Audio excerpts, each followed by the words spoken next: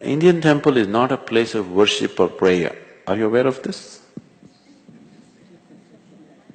It is not a place of worship or prayer.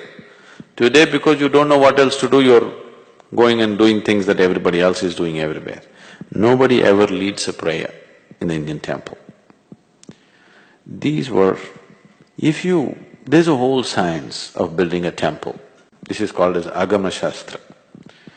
If the shape and size of the idol, the mudras that the idol will hold, the mantras that you use to consecrate this, the size and shape of the sanctum sanctorium, the outer parikrama, all these things, there are five basic ingredients. If these five things are properly matched, it will become a very powerful field of energy.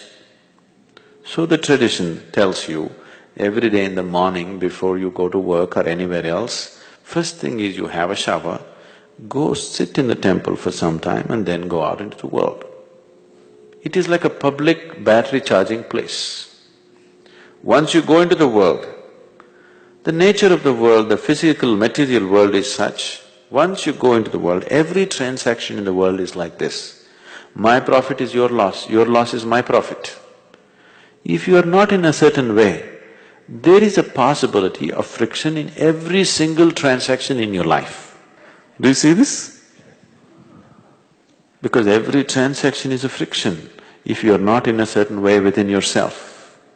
So every day you go there, charge your batteries and go out so that you sail smoothly through the day and come back. So the Indian temple was never a place of worship or prayer. Even now it is not so, though people are slowly trying to make it like a church where they go and pray and ask for this and that.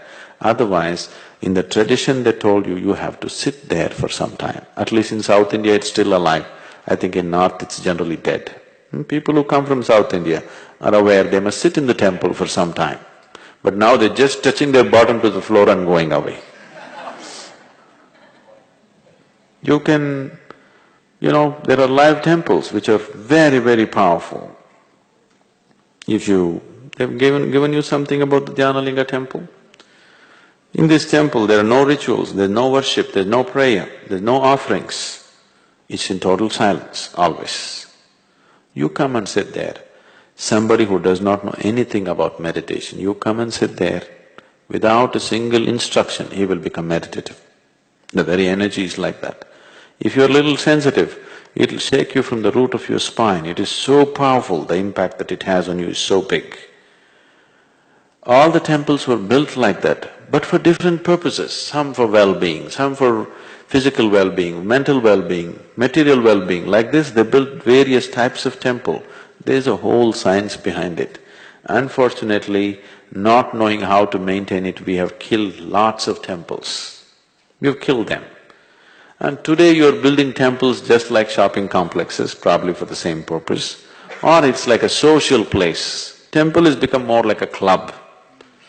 It's okay in United States, you want to meet your own community in a certain atmosphere, so you create a certain thing. But the temple in its original form is a very powerful energy center. It is like a big induction for people to get inducted into a completely different dimension of life. Oh, that should not go. That should be there in the world, it's very, very important. But the science of it has been generally lost. It is just being done ritualistically, not knowing the intricacies of what it involves.